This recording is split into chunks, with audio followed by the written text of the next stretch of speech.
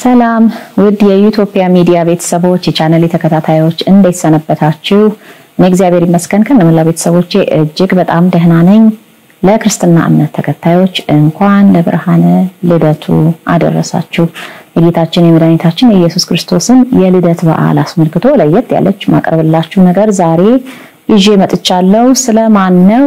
ስለ ሰብአ ሰገል ወይንም የጥበብ ሰዎች ነው ማቀርብላችሁ። አንድ ደስ የሚል ምናልባት ለብዙዎቻችሁ አዲስ የሆነ መረጃ አቀርብላችኋለሁ። አብራችሁኝ እስከ መጨረሻው ድረስ ቆዩ።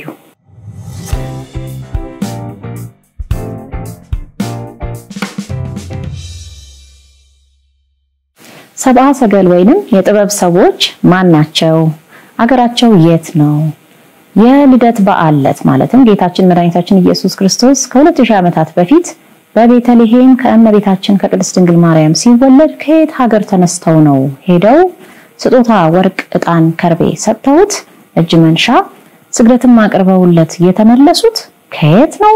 ወዴት ነው? ቁጥራቸው ስንት ነው? በወንጌሉ ላይ ቁጥራቸው አልተጻፈም። ነገስታት መሆናቸው አልተጻፈም። ግን በተለምዶ 3 እንደሆኑ እናውቃለን። ምናልባት ሌላም ሰው አስከትለው ሊሆን ይችላል። እንደገና ደግሞ ነገስታት እንደሆኑ እናውቃለን። ይህ ትውፊታዊ መረጃ ነው። ከየት መጣ? ይሄንን ነው ዛሬ የሚመልስ ዝግጅት የማቀርብላችሁ። ስለ ሰብአ ሰገል ብዙ አይነት ታሪኮች አሉ። የማቴዎስ ወንጌል ላይ የጥበብ ሰዎችን አስመልክቶ ሲናገር ጌታችን መድኃኒታችን ኢየሱስ ክርስቶስ መወለዱን ታሪኩን በምዕራፍ 1 ካስቀመጠልን በኋላ ምዕራፍ 2 ላይ ሰብአ ሰገል ወይም የጥበብ ሰዎች ኮከቡን በምስራቅ አይተን ልንሰግድለት መጥተናልና የተወለደው የአይሁድ ንጉስ ወዴት ነው እያሉ ወደ ኢየሩሳሌም እንደገቡ ይናገራሉ። ስለዚህ ምስራቅ የሚለውን ቃል በመያዝ እነዚህ ሰዎች ከምስራቅ ከመጡ ለእስራኤል ደግሞ ምስራቋ ፋርስ ባቢሎን ስለሆነ እነዚህ ሰዎች የፋርስ ባቢሎን ሰዎች ናቸው። የፋርስ ባቢሎን ሰዎች ኮከብን ከዋክብትን እንቅስቃሴያቸውን በማጥናት የታወቁ ስለሆኑ ከዚያ የመጡ ናቸው የሚል አንድ አስተሳሰብ አለ። ይሄ አንዱ ነው። ሌላው ደግሞ በ8ኛው መቶ ክፍለ ዘመን አካባቢ ተገኘ የሚባል ጽሑፍ አለ። በዛ ጽሑፍ ውስጥ ምን ይላል? እነዚህ የጥበብ ሰዎች ለጌታችን ሊሰግዱ የልደቱ ዕለት የሄዱት ከየት ተነስተው ነው? ሺር ከሚባል ግዛት ነበረ። ይሄ ደግሞ የአሁኗ ቻይና ነው። ስለዚህ ከቻይና የመጡ ነገስታት ናቸው። ምስራቅ መባሉ የሩቅ ምስራቅ ሰዎች መሆናቸውን ለማመልከት ነው የሚልም ማስተሳሰብ አለ። ሌሎች ደግሞ አይ ከአንድ ሀገር የመጡ አይደሉም፣ ከተለያየ ቦታ የመጡ ናቸው። አንዱ ጥቁር ነው፣ የካም ትውልድ ነው። አንዱ ሴሜቲክ ነው፣ ከእስያ የመጣ ነው። ጥቁሩ እንግዲህ ያው ከአፍሪካ ሆኖ ማለት ነው። አንደኛው ደግሞ የያፌት ዘር ከአውሮፓ የመጣ ኬልቲክ ዝርያ የምንለው ወይንም አሁን አንግሎ ሳክሰን እየተባለ የሚጠራው ዘር ነው። ስለዚህ ነጭ፣ ቡናማ ወይም ቀይ እና ጥቁር ሆነው ነው የሄዱት። ጥቁሩ ደግሞ ከኢትዮጵያ የሄደ ንጉስ ነው። እሱም ጌታ ሲወለድ በኢትዮጵያ ንጉስ የነበረው አጼ ባዜን ነው የሚባልም ደግሞ አስተሳሰብ አለ። እንግዲህ ይሄንን ሁሉ ወንጌሉ አብራርቶ አይነግረንም። እንደገናም ደግሞ በወንጌል ትርጓሜ ላይ የምናየውና ስንክሳር ወይንም ሌሎች መዛግብት ላይ ተጽፎ የምናየው አንድ አይነት አይደለም። ስለዚህ አጼ ባዜን ነው የሚለው በጣም የሚታወቅ ታሪክ ቢሆንም እርግጠኛ ሆኖ ለመደምደምም ደግሞ ያስቸግራል ማለት ነው። ቢሆንም ሰፋ ብሎ የሚታወቀው ታሪክ ይሄ ነው።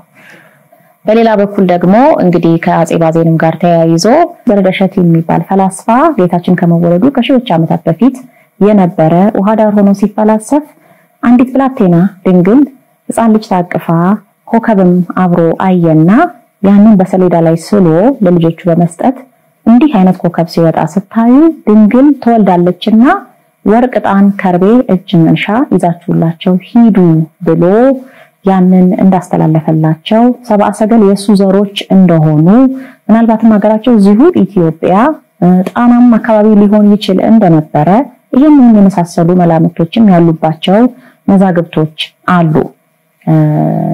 ዞሮ ከአንድ መዝገብ ወደ ሌላ መዝገብ ስታገናኙት ታሪኩን ኤግዛክትሊ ማን ናቸው ሰብአ ሰገል የሚለውን ትክክለኛ እርግጠኛ የሆነ መረጃ አታገኙ። ነገር ግን መላምቶቹ በተወሰነ ደረጃ አሳማኝ ሆነው ከያቅጣጫው ሊታዩ ይችላሉ። ከዚያ ውጪ ደግሞ ስማቸው ራሱ ማን ነው የሚለውን በጣም የተለያየ መረጃ ነው በዓለም ዙሪያ ያለው። አንዳንዱ እንደውም ስማቸው ለመጥራትም በጣም አስቸጋሪ ነው። ለምሳሌ ማንቱሲማር በዲዳስፋ እና ሜልኩ ይባላሉ የሚሉ አሉ። ግብጾችና ግሪኮች ደግሞ ሜልኪዮር ካስፓር እና ባልታዛር ይባላሉ ይላሉ። እንደውም ይሄደና ነው ከዚህ በኋላ ማነበላችሁ ስሞች በጣም አስቸጋሪ ናቸው። ሶሪያውያን ደግሞ ናርቫንዳን ጉሽናሻፕ እና ሆርሚስዳስ ይባላሉ ይላሉ። አርመናውያን ደግሞ ካግጳ ባዳዳ ካሪዳ እና ባዳዲልማ ይባላሉ ይላሉ። በዕብራይስጥ ደግሞ ጋልጋላት ማልጋላትና ሳራኪን ይባላሉ ይላሉ። እንግዲህ ሌላም ስም ብንፈልግ ብዙ አይነት እናገኛለን ማለት ነውና ኤግዛክትሊ ማን ናቸው የሚለው ብዙ አልታወቀም። መላምቱ ብዙ ነው። ከዚያም በተጨማሪ ደግሞ ሌላው አከራካሪው በጣም የተለያየ መረጃ ያለበት ጉዳይ ምንድነው? እሺ ሄደው ኢየሩሳሌም ሰገዱ ነው ሶስት ነገስታት ማንንም ይሁኑማ ከሰገዱስ በኋላ እንዴት ነበር አኗኗራቸው? ተመለሱ ወደ ሀገራቸው የሚል ነገር ማቴዎስ ወንጌል ላይ አለ። ወደ ሀገራቸው ተመለሱ ይላል። ሀገራቸው የት ነው እንዳልኳችሁ አንድ ጥያቄ ነው። ከተመለሱ በኋላ ግን ምን አይነት ህይወት ኖሩ? የት ኖሩ? እንዴት ኖሩ? የት ተቀበሩ? ክርስቲያኖች ሆነዋል ወይ የሚለውም ላይ እንደዚሁ በጣም ግራ የተጋቡ አስተሳሰቦች አሉ። አንዳንዶች ምን ይላሉ? ከህንድ የመጡ ስለሆኑ ህንድ ሄደው ነው የተቀበሩት። ስለዚህ እንግዲህ አጽማቸው ወይም ደግሞ መቃብራቸው እዛ ነው የሚገኘው የሚሉ አሉ። ጌታችን ጋር ሄደው ሰግደው ከተመለሱ በኋላ ከብዙ ዓመታት በኋላ ነው ክርስትናን የተቀበሉት። እንደውም ሐዋርያው ቶማስ ነው ሄዶ ያስተማራቸው የሚሉ አሉ። አንዳንዶች ደግሞ ከፋርስ ባቢሎን የመጡ ስለሆኑ ኢራን ያሁኗ ኢራን ነው የሚገኘው መቃብራቸው። በኋላ ደግሞ ንግስት ሌኒ ወደ ሮም አዛውራዋለች የሚባልም አስተሳሰብ አለ። ዞሮ ግን ከተመለሱ በኋላ ያለው ህይወታቸውም ላይ እንደዚሁ የተለያዩ ነገሮች ናቸው ያሉት ማለት ነው። የሚገርመኝ ግን ምንድነው ጌታችን ጋር ሄደው ከሰገዱ በኋላ እንዴት ነው ክርስቲያኖች ያልሆኑት እነዚህ ሰዎች? ወይስ እኛ በመናቀው በኋላ በተሰራው ስርዓተ ጥምቀት በሚባለው መሰረት እነሱ የሆነ ወንዝ ውስጥ ሆነው ከላይ ውሃ የሚያንቆረቁርላቸው ኖሮ በአብ ወልድ በመንፈስ ቅዱስ ማጥምቄ ያለው ተብለው መስቀል ተሳልመው በዛ መልክ ሲሆን ብቻ ነው ክርስቲያን ሆኑ ጌታን ተቀበሉት የሚባለው እነዚህ ሰዎች የሚለው ሴንስ አይሰጥም። እና እንደውም በጣም የሚገርመኝ ከሁሉም የሚገርመኝ ታሪክ የወንጌል ትርጓሜ ላይ ያለው ነው። ይሄ የቤተክርስቲያናችን አስተምህሮ ነው ለማለት በእኔ በኩል ይከብደኛል። ጌታን ሰግደውለት ከተመለሱ በኋላ እሳት አምላኪዎች ሆኑ ይላል። እንዴት ሆነው እሳት ያመልካሉ? ካዩት በኋላ አምላክን 2 ዓመት ሙሉ ተጉዘው ሄደው ስጦታ አቅርበውለት ሰግደው የእናቱን ፊት ካዩ በኋላ የሱን ፊት ካዩ በኋላ እንደገና ሌላ አምልኮ ውስጥ ይገባሉ? የማይመስል ነገር ነው። እሳትም ካስፈልጋቸው ዋናውን የመለኮት እሳት እዛ ጋር አግኝተውታል እና በፍጹም የሚዋጥ አይነት ታሪክ አይደለም ይሄ። እንዲህ አይነት ታሪክ የሚያስገቡት ለምንድን ነው? የምስጢር ማህበራት ናቸው ይሄን ታሪክ የሚያስገቡት። ለምን በዚህ በእሳት አምልኮ ውስጥ ይሄ ዞሮአስትራኒዝም የሚባለው እምነት፣ ሚትሬይዝም የሚባለው እምነት፣ ፍሪሜሰነሪም ራሱ ማለትም መነናውያን የሚባሉት የአይሁድ ክፍሎች ሁሉም አይሁዶች ሳይሆኑ እነ ቅዱስ ዳዊትን እና ጠቢቡ ሰሎሞንን ትክክለኛ እውነተኛ የእስራኤል ነቢያትን ይቀናቀኑ የነበሩት የጣዖት አምልኮ ውስጥ የነበሩት አይሁዶች ፍሪሜሰን የሚባሉት እነሱ ናቸው በአሁን ሰዓት ወይም የነሱ ትራዲሽን ቀጥሎ ነውና የነሱ አይነት መስመር ተከትለው ይሄዱ የነበሩ ጣዖት አምላኪዎች ናቸው ለማለትና ወደዚህ የጥበብን ትርጉም ለመለወጥ ከጌታችን ከመድኃኒታችን ከኢየሱስ ክርስቶስና ከድንግል ማርያም ከሷ ስጋ የነሳውን ነፍስ የነሳውን ክርስቶስን ከሱ ጥበብን አላቀው ወደ ጣዖት አምልኮ ለማስገባት እንዲመቻቸው ነው ሰብአ ሰገልን እሳት አምላኪዎች ሆኑ የሚሉት። ይሄ ግን የሚያስኬድ አይደለም። በ16ኛው መቶ ክፍለ ዘመን አካባቢ አውሮፓ ላይ ስለ ሰብአ ሰገል በጣም ብዙ ይወራ ነበር፣ ብዙ ይነገር ነበር፣ በጣም ይሳሉ ነበር ወዘተ። በእኛ ሀገር ደግሞ በዛው ጊዜ ላይ ደቂቀ እስጢፋኖስ ነበሩ። እነሱ ደግሞ እንግዲህ እሳት ከሰማይ አውርጄ አጠመቅኳችሁ ወይንም መንፈስ ቅዱስ ማለት ይሄ ነው ከሰባተኛው ሰማይ እሳት አወረድኩላችሁ እያለ ተከታዮቹን ያሞኝ እንደነበረ ገድል ተብየው መጽሐፍ ውስጥ አለ። አባ እስጢፋኖስ የሚባለው ኢትዮጵያ ውስጥ የነበረው የጣዖት አምልኮ ተከታይ የሆነ አይሁዳዊ ማለት ነው። እና እንግዲህ እነሱ ሊሆኑ ይችላሉ ማለት ነው እንጂ ሰብአ ሰገል በጭራሽ እሳት አምልኮ ውስጥ የሉ። ታሪካቸውንም የቀየጡት በእኛ ሀገር ደቂቀ እስጢፋኖስና መሰሎቻቸው ናቸው ብዬ እንዳስብም አድርጎኛል ይሄ ማለት ነው። ዞሮ ዛሬ ማቀርብላችሁ እውነተኛውን የሰብአ ሰገል ማንነት ማን ናቸው እነዚህ ሶስት ነገስታት የሚለው ነው። ይህንን ታሪክ ያገኘሁት ደግሞ ከማን ነው? በረከታቸው ይደርብንና ስመጥሩ ኢትዮጵያዊ ሊቅ አባታችን አባ ተስፋ ስላሴ ሞገስ ከጻፉት መጽሐፍ ከዚያው መጽሐፋቸው ውስጥ አባካችሁ ግራ መጋባቱ ይብቃ፣ ሰብአ ሰገል ማለት እኒህ ናቸው፣ የተነሱት ከዚህ ነው፣ ጌታ ጋር ሰግደው ከተመለሱም በኋላ የኖሩት በዚህ አካባቢ ነው ብለው ግልጹን እርግጡን ለዓለም ተናግረዋል። ከቢቢሲ የመጡ ጋዜጠኞች ለጠየቋቸው ጥያቄ መልስ ሲመልሱ የሰጡት ማብራሪያ ነው። በኋላ በመጽሐፍ መልክ ይወጣ ያንን ነው የማቀርብላችሁ። እስከ መጨረሻው ድረስ አብራችሁኝ እንድትሆኑ ጋብዛችኋለሁ። መልካም የልደት በዓል ይሆንላችሁ።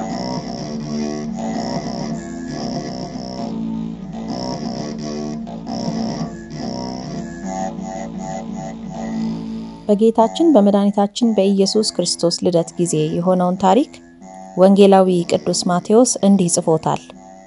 በንጉሱ በሄሮድስ ዘመን በይሁዳ ክፍል በቤተልሔም ጌታችን ኢየሱስ በተወለደ ጊዜ እነሆ ሰብአ ሰገል ከምስራቅ ወደ ኢየሩሳሌም መጡ። እንዲህ ሲሉ ኮከቡን በምስራቅ አይተን እንሰግድለት ዘንድ መተናልና የተወለደው የአይሁድ ንጉስ ወዴት ነው? ንጉሱ ሄሮድስም በሰማ ጊዜ ደነገጠ። ኢየሩሳሌምም በመላዋ ከእርሱ ጋር ደነገጠች። የካህናት አለቆችንና የሕዝቡን ጻፎች ሁሉ ሰብስቦ ክርስቶስ በየት ይወለዳል ብሎ ጠየቃቸው። እንዲህም አሉት፣ በይሁዳ ክፍል በቤተልሔም ነው። የይሁዳ ምድር አንቺ ቤተልሔም ከይሁዳ አለቆች ከቶ አታንሺም፣ ሕዝቤን እስራኤልን የሚጠብቅ ንጉስ ካንቺ ይወጣልና ተብሎ በነቢይ ተጽፏልና አሉት። ከዚህም በኋላ ሄሮድስ ሰብአ ሰገልን በስውር ጠራቸው። ኮከቡ የታየበትንም ዘመን ከእነርሱ ተረዳ። ሄዳችሁ የዚያን ሕፃን ነገር እርግጡን መርምሩ፣ ያገኛችሁትም እንደሆነ እኔም መጥቼ እሰግድለት ዘንድ በእኔ በኩል ተመልሳችሁ ንገሩኝ ብሎ ወደ ቤተልሔም ሰደዳቸው። እነርሱም ከንጉሱ ሰምተው ሄዱ። እነሆ በምስራቅ ያዩት ኮከብ ሕፃኑ ባለበት ቦታ ላይ ደርሶ እስኪቆም ድረስ ይመራቸው ነበር። ኮከቡንም አይተው ታላቅ ደስታ ደስ አላቸው። ወደ ቤትም በገቡ ጊዜ ሕፃኑን ከእናቱ ከማርያም ጋር አገኙት። ወድቀውም ሰገዱለት። ሳጥኖቻቸውንም ከፍተው ወርቅና ዕጣን ከርቤም እጅ መንሻ አቀረቡለት። ወደ ሄሮድስም እንዳይመለሱ በሕልም ነገራቸው። በሌላ መንገድም ወደ ሀገራቸው ሄዱ ይላል የማቴዎስ ወንጌል ምዕራፍ 2 ከቁጥር 1 እስከ 12። ከአራቱ ወንጌላውያን መካከል ማለትም ከቅዱስ ማቴዎስ፣ ከቅዱስ ማርቆስ፣ ከቅዱስ ሉቃስና ከቅዱስ ዮሐንስ ይህን የሰብአ ሰገልን ታሪክ የጻፈው ቅዱስ ማቴዎስ ብቻ ነው። የዚህ ምክንያቱ ደግሞ ወደ ኢትዮጵያውያን መጥቶ ወንጌልን የሰበከውና በሀገሪቱም ቆይቶ ታሪኳን በበቂ ሁኔታ ትኩረት ሰጥቶ የተረዳው ቅዱስ ማቴዎስ ስለሆነ ነው። በምዕራባውያን ዘንድ ቅዱስ ማቴዎስ በኢትዮጵያ ነው ሰማዕት ሆኖ የሞተው ተገድሏል በዚያ የሚል የፈጠራ ታሪክ አለ። ይህ ውሸት ነው። በኢትዮጵያ ላይ የአንድም ሐዋርያ ደም አልፈሰሰም። ከ12ቱ የጌታችን ሐዋርያት መካከል ቅዱስ ማቴዎስ፣ ቅዱስ ቶማስና ቅዱስ በርቶሎሜዎስ ክርስትናን በሀገሪቱ ሲሰብኩ አብዛኛው ሕዝብ በፈቃደኝነት ነበር የተቀበላቸው። ያስቸግሩ የነበሩት በዋናነት በአክሱምና አካባቢዋ የነበሩ አይሁዶች ብቻ ነበሩ። ልክ እንደ ደቂቀ እስጢፋኖስ ማለት ነው። ከጣዖት አምላኪዎቹ ወገን የተወለዱት አይሁዶች ናቸው እንጂ እውነተኞቹ አይሁዶች አይደሉም። ሌላው ሕዝብ በሙሉ ግን ጣዖት አምላኪ ያልሆኑትን አይሁድም ጨምሮ እነዚህን ሐዋርያት ምንም አልተቃወማቸውም። በፈቃዱ ነው የተቀበላቸው። ወደ ተነሳንበት ርዕስ ስንመለስ ጌታ ሲወለድ ኮከብ ከምስራቅ ወጥቶ እንደሚመራቸው ትንቢት ከተናገረው ንጉስ ጀምሮ እስከ ሰብአ ሰገል ድረስ ማንነታቸውና ታሪካቸውን አስመልክቶ ከአባ ተስፋ ስላሴ ሞገስ መጽሐፍ ውስጥ ያገኘሁትን እንደሚከተለው በራሴ አባባል እየጨመቅኩ አቀርብላችኋለሁ። ስለ ክርስቶስ መወለድ የሚጠቁመውን ኮከብ ለመጀመሪያ ጊዜ ያየው ኢትዮጵያዊ ንጉስ አይሹር አንደኛ ሲሆን የኖረውም ከክርስቶስ ልደት በፊት ከ2000 ዓመታት በፊት ነው። አሁን ያለንበት ዘመን ከክርስቶስ ልደት በኋላ 2000 ዓመታት አልፈዋል። ስለዚህ ከአሁን ጀምረን ወደ ኋላ ስንቆጥረው ከ4000 ዓመታት በፊት የኖረ የኢትዮጵያ ንጉስ ነው ማለት ነው። ይህ አይሹር አንደኛ የተባለው ንጉስ የኢትዮጵያና የመካከለኛው ምስራቅ ሁሉ ንጉሰ ነገስት የነበረ ሲሆን መናገሻ ከተማው ደግሞ አዶሊስ ነበረች። ከነቢያት ሁሉ ቀድሞ ሕያውና ዘላለማዊው አምላክ የሰውን ስጋ ተዋህዶ የመወለዱን ምስጢር አስቀድሞ ያየው ይህ ንጉሰ ነገስት አይሹር ነበረ። የኖረው ከ4000 ዓመታት በፊት ከሆነ ያ ዘመን ማለት አብርሃም የነበረበት ዘመን ወይንም ምናልባት ከእርሱ ጥቂት ጊዜያትን ቀደም ብሎ ነበረ ማለት ነው። ይህ ንጉስ የኖረው አበብዙሃን የተባለው አብርሃም እንደሚታወቀው እግዚአብሔር ከእርሱ ዘር እንደሚወለድ የተስፋውን ትንቢት ከስላሴ በሰማበት ዘመን ላይ አይሹር አንደኛ የተባለውም የኢትዮጵያና የመካከለኛው ምስራቅ ንጉስ እግዚአብሔር ሰው እንደሚሆን ራእይ አይቶ ትንቢት ተናግሮ ነበር ማለት ነው። ንጉሰ ነገስት አይሹር ባየው ራእይ መሰረት ለህዝቡና ለመኳንንቱ በጽሁፍ መልክ ያስተላለፈው ትንቢት እንዲህ የሚል ነበር። ከጠዋቱ ልክ ፀሐይ እንደወጣች በ3 ሰዓት ላይ ጅራቱ 13 ክንድ የሚያህል 7 ህብረ ቀለማት ያለው በጣም የሚያምር ጅራታም የሆነ ኮከብ ከምስራቅ በኩል ሲወጣ ከታየና ከሕያው አምላክ ለማየት የተፈቀደላቸው ሰዎች ብቻ ካዩት የዓለም ብርሃንና መድኃኒት የሆነ ከድንግል የመወለዱ ምልክት ነውና ወዲያውኑ እነዚያ ያዩት ሰዎች በፍጥነት ሳይጠራጠሩ ወርቅ፣ ከወርቅ የተሰራ ሙካሽ ጥላ፣ የቀጭኔ ወይንም የፈረስ ጭራ፣ የዝባድ ሽቱና የወይራ ቅባት ይውሰዱለት። እንዲሁም ንጹህ የሆነ ዕጣንና ከርቤ ገጸ በረከት ወይንም እጅ መንሻ ይዘውም ከብዙ ሰራዊት ጋር ኮከቡን ይከተሉት እየመራ ከቦታው ያደርሳቸዋል የሚል ነበር ትንቢቱ። ይህ የአይሹር ትንቢት የተጻፈው መጽሐፈ ምስጢር ዘአዶናይ ራፋኤል በሚባል መጽሐፍ ውስጥ ሲሆን መጽሐፉ ከክርስቶስ ልደት በፊት በ2012 ዓመተ ዓለም የተጻፈ ነው። የኢትዮጵያና የመካከለኛው ምስራቅ ንጉሰ ነገስት የነበረው አይሹር አንደኛ ይህን ትንቢት ከተናገረና ካጻፈ ከ2000 ዓመታት በኋላ ያ በትንቢት የተነገረለት ባለ 7 ህብረ ቀለማት ጅራታም ኮከብ እውነትም ከምስራቅ በኩል ሲወጣ ታየ። በዚህ ጊዜ ልክ ንጉሰ ነገስት አይሹር እንደተናገረው እግዚአብሔር የፈቀደላቸው ሰዎች ብቻ ኮከቡን አዩት። እነርሱም 3 ታላላቅ ነገስታት ነበሩ። ስማቸውና የትውልድ ቦታቸው አንደኛ ናሁ አዳም ከኢትዮጵያ፣ ሁለተኛ ራይናስ ከምስር ማለትም ከግብጽ እና ሶስተኛ አህራም ከየመን ናቸው። ናሁ አዳም ልክ እንደ አይሹር አንደኛ የኢትዮጵያና የመካከለኛው ምስራቅ ንጉሰ ነገስት የነበረ ሲሆን በግብጽ የነገሰው ራይናስ እና የየመኑ አህራም ደግሞ የእርሱ ምክትሎች የሆኑ ነገስታት ነበሩ። ከሶስቱ ነገስታት ጋር አብረው ደግሞ 2 ልዑላን ነበሩ። አንዱ የናሁ አዳም ወንድም ሲሆን ሁለተኛው ልዑል ደግሞ የግብጹ የራይናስ ወንድም ነው። 70 ሰገል ማለት እነዚህ 3 ነገስታትና 2 ልዑላን በድምሩ 5 ሰዎች ናቸው ማለት ነው። እነዚህ 3 ነገስታት የተወለዱበትና የነገሱበት ቦታ ይለያይ እንጂ በትውልድ ግን ኢትዮጵያውያን ናቸው። ኮከቡን ያዩትም 3ቱም ነገስታት በነገሱ በ13ኛው ቀን ነበር። ማለትም እኩል በአንድ ቀን ነግሰው በ13ኛው ቀን ኮከቡን አዩት ማለት ነው። እንደኔ ግምት እዚህ ጋር ምናልባት እነኚህ 3 ነገስታትና ልዑላን በእውነተኛ ወንድማማችነት የሚዋደዱ የነበሩ ሰዎች ይሆኑ፣ አንዱ በአንዱ ላይ ለስልጣን ግልበጣ የማያሴር ቀና ልብ የነበራቸው ሰዎች ይሆኑ እላለሁ።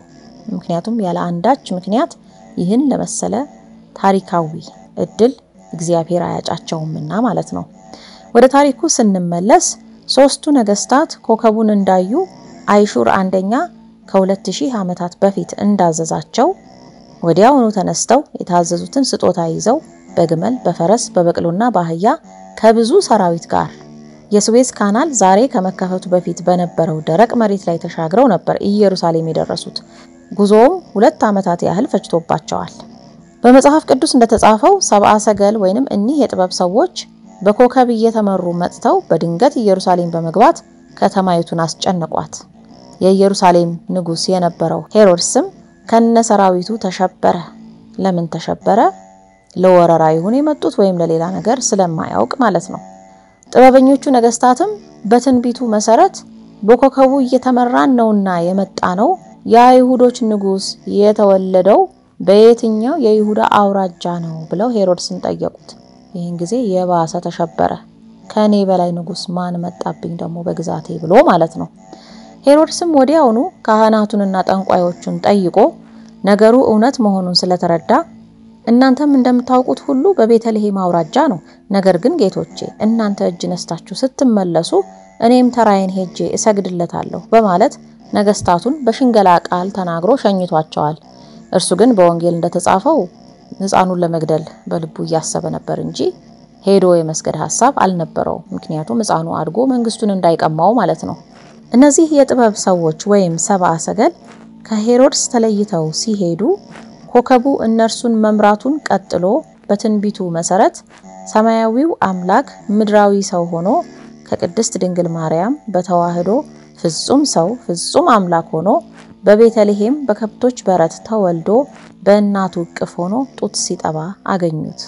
በማቴዎስ ወንጌል እንደተነገረውም ሕፃኑን ኢየሱስ ከእናቱ ከማርያም ጋር ባዩት ጊዜ እጅግ ተደስተው ሳጥኖቻቸውን ከፍተው ያመጡለትን ወርቅ ዕጣንና ከርቤ እጅ መንሻ ሰጡት።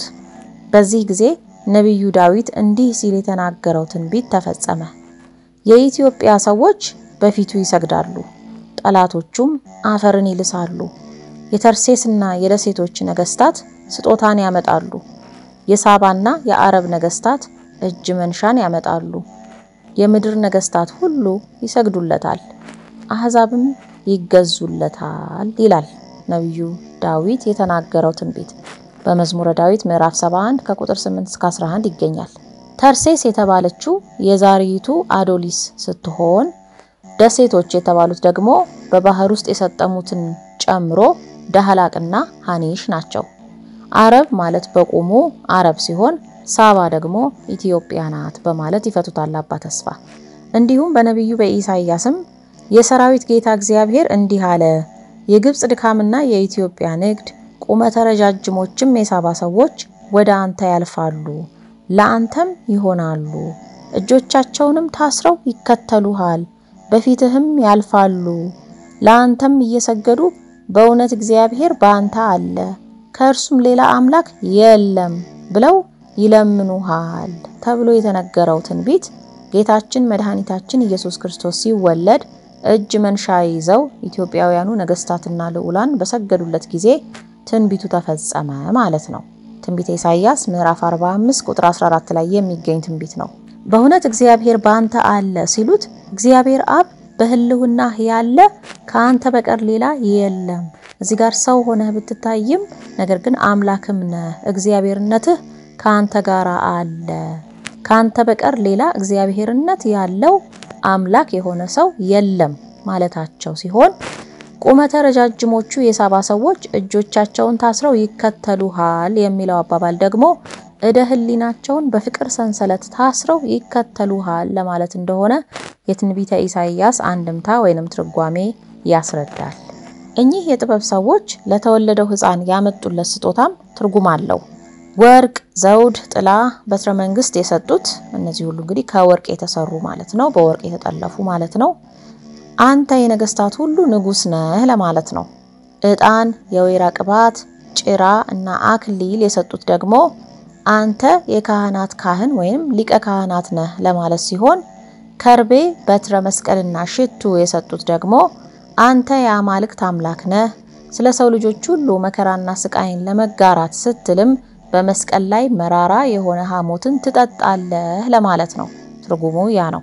ሶስቱ ነገስታትና ሁለቱ ልዑሎች በቤተልሔም ለተወለደው ሕፃን ለኢየሱስ ክርስቶስና ለቅድስት እናቱ ለድንግል ማርያም ስጦታቸውን ካበረከቱ በኋላ በመልአኩ በቅዱስ ገብርኤል ትእዛዝ በነፋስ ኃይል በብርሃን ሰረገላ በስውር ዓለምን ዙረው ወደ ሀገራቸው ከተመለሱ በኋላ በዙፋናቸው ላይ አልተቀመጡም። ወዲያውኑ የክብር ልብሶቻቸውን አውልቀው በማስቀመጥ ለብህትውና ወደ በረሃና ወደ ጫካ ነበር የሄዱት። ዋልድባ ካሉት አባቶችም ጋር ተቀላቅለዋል።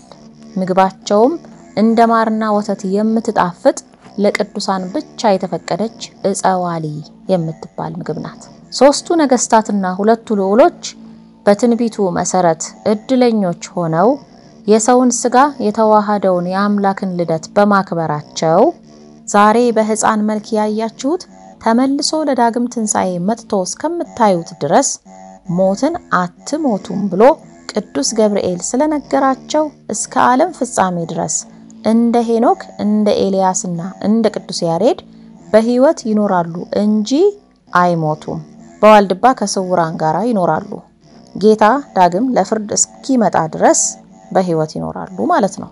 ይህ የዓለምን ታሪክ የቀየረ የሰው ልጆችን ሕይወት ያጣፈጠ ለዘላለማዊ ሕይወታችን ብስራት የሆነና ለሰማይ ቤታችን መንገድን የከፈተ የጌታችን የመድኃኒታችን የኢየሱስ ክርስቶስ ልደት በዚህ መልክ በከብቶች በረት በሶስት ነገስታትና በሁለት ልዑላን እጅ መንሻ አቅራቢነት ስለተከበረ በኢትዮጵያ ኦርቶዶክስ ተዋሕዶ ቤተክርስቲያን ሁልጊዜም ቅዳሴ ሲደረግ በሶስቱ ነገስታት አምሳል ሶስት ቀሳውስት በሁለቱ ልዑላን ምሳሌ ደግሞ ሁለት ዲያቆናት በድምሩ 5 ልዑካን ሆነው ቤተ መቅደስ በመግባት መስዋዕት እንዲያሳርጉ ቤተክርስቲያኒቱ ወስናለች። ሥርዓቷ የተገኘው ከዚያ ነው በማለት አባ ተስፋ የሰብአ ሰገልን ታሪክ ያስረዳሉ። እንግዲህ ቅዳሴ ሲደረግ ቤተ መቅደስ ውስጥ አስቡት፣ በመንበሩ ላይ እመቤታችን ቅድስት ድንግል ማርያም ሕፃኑን ልጇን እንዳቀፈች የተሳለበት ስዕል ይኖራል።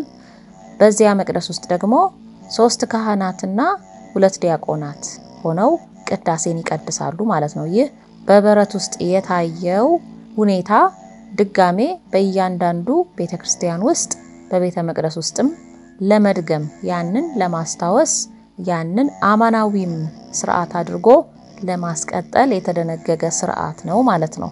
በድርሳነ ገብርኤልና በሌሎችም መጻሕፍት እንደተገለጸው ሰብአ ሰገልን በኮከብ ተመስሎ ሲመራቸው የነበረው ራሱ መልአኩ ቅዱስ ገብርኤል ሲሆን ልክ ንጉሠ ነገሥት አይሹር እንደተነበየው የታያቸውም ከጠዋቱ 3 ሰዓት ላይ ነበር። ይህም ጌታችን ከመወለዱ ከ2 ዓመታት ካልበለጠ ጊዜ በፊት ማለት ነው። ምክንያቱም ጉዟቸው 2 ዓመት ያህል ስለሚፈጅ ልክ ጌታ ሲወለድ ቤተልሔም እንዲደርሱ ቅዱስ ገብርኤል 2 ዓመት ቀደም ብሎ ነው ማለት ነው በኮከብ አምሳል የታያቸው ማለት ነው። ቅዱስ ገብርኤል እመቤታችንን አካላዊ ቃልን እንደምትጸንሰውና እንደምትወልደው ያበሰራትም ከልደቱ ቀን 9 ወራት ቀደም ብሎ ጠዋት በ3 ሰዓት ላይ ነበር። እሷ ከ9 ወራት በኋላ ጌታን ለመውለድ ወደ በረት ስትሄድ ሰብአ ሰገል ደግሞ ከ2 ዓመታት ጉዞ በኋላ ከበረቱ ዕለቱን ደርሰው በዚያ ተገናኝተው የሕፃኑን እጅ መንሻ ሰጥተዋት ሰግደው ሄደዋል ማለት ነው። በዚህም ምክንያት በ3 ሰዓት እንዲጸለዩ ከሚመከሩ ጸሎቶች መካከል አንዱ መልክዓ ገብርኤል ሲሆን ሌላኛው ደግሞ መልክዓ ማርያም ነው ማለት ነው። ለምሳሌ በመልክዓ ገብርኤል ጸሎት ውስጥ እነዚህን 2 ታላላቅ ክስተቶች ማለትም በ3 ሰዓት የተከናወኑትን ብስራተ ገብርኤልንና የኮከቡን መውጣት የሚያስታውሱ ቃላት ይገኛሉ። ለምሳሌ ገብርኤል ሆይ ሰላም ላንተ ይሁንና ድንግል ማርያም ቃልህ ሰላም ላንቺ ይሁን ባላት ጊዜ ከስጋዋ ስጋ ከነፍሷ ነፍስ ነስቶ ያን ጊዜ መለኮት በርሷ ሰው ሆነ የሚል ቃል አለ።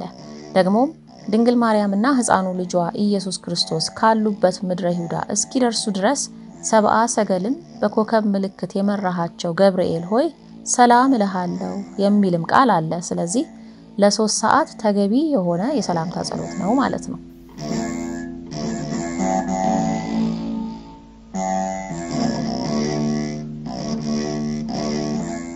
እንግዲህ እንዳደመጣችሁት 3ቱ ነገስታት ወይም የጥበብ ሰዎች ናሁ አዳም ከኢትዮጵያ፣ ራይናስ ከግብጽ እና አህራም ከየመን ናቸው። 2 ልዑላን ወንድሞቻቸውን አስከትለው ጌታችን መድኃኒታችን ኢየሱስ ክርስቶስ ሲወለድ ወርቅ፣ ዕጣን፣ ከርቤ ከሌሎችም ነገሮች ጋር እጅ መንሻ ይዘውለት ሄደው ሰግደው ተመልሰዋል። ከተመለሱም በኋላ ቅዱስ ገብርኤል በስውር በብርሃን ሰረገላ ዓለምን አዙሮ አሳይቷቸው ይህ ሕፃን ዛሬ እንዳያችሁት በዳግም ምጽአት ተመልሶ በክብር እስኪመጣ ድረስ አትሞቱም ብሎ የሕያውነት ቃል ኪዳን ሰጥቷቸው በዋልድባ ከስውራን አባቶች ጋራ ይኖራሉ ማለት ነው። እኛ ነን ቀድመናቸው ምን ሞተው እነሱ አይሞቱም። እስከ ዓለም ፍጻሜ ድረስ ሕያዋን ሆነው ይኖራሉ። የጌታን ፊት አይተዋልና ሰግደዋልና ብዙ መከራንም በጉዟቸው ውስጥ ብዙ ድካምን ተቀብለዋልና ሲመለሱም ደግሞ እጅግ ታላላቅ ነገሮች በመንገዳቸው ላይ እየሆኑ ነው ወደ ሀገራቸው የመጡት እንጂ እንዲሁ ዝም ብሎ ጉዞ አልነበረም የሚባል ትውፊታዊ መረጃም አለ። ዞሮ ዞሮ እንግዲህ ሰብአ ሰገል ማለት እኚህ ናቸው። በረከታቸው ይደርብን ጸሎታቸው ሀገራችን ኢትዮጵያን ይጠብቃት በአለማችን ሁሉ ሰላምን ያስፍንልን በቀጣይ ሳምንት በሬኔሳንስ ዘመን በአውሮፓ ማለትም በ15ኛው በ16ኛው በ17ኛው መቶ ክፍለ ዘመን አካባቢ ስለ ሰብአ ሰገል ስለ ኢትዮጵያዊው ጃንደረባ እና ከጃንደረባው ጋር አብራ በሐዋርያት ሥራ ስለተጠቀሰችው ንግስት ህንደኬ ስለነዚህ ስለ ሶስቱ እጅግ በጣም የሞቀ ክርክር ንግግር ይደረግ ነበረ ስለነሱ በጣም ይጻፍ ነበረ በጣም ይሳሉ ነበረ ለምን በተለይ የሃይማኖት ሰዎች የፖለቲካ ሰዎች የኪነ ጥበብ ሰዎችና የምስጢር ማህበራት በእነኚህ በሶስቱ ኢትዮጵያውያን ታሪክ ዙሪያ እጅግ በጣም ምርምርን ያደርጉ ነበረ ለምን ይሆን ይሄንን በቀጣይ ሳምንት ፕሮግራሙን ይዤላችሁ እቀርባለሁ መልካም የልደት በዓል ይሁንላችሁ ለብርሃነ ልደቱ እንዳደረሰን እንደዚሁ ለብርሃነ ጥምቀቱ ያደርሰን ቸር ሰንብቱልን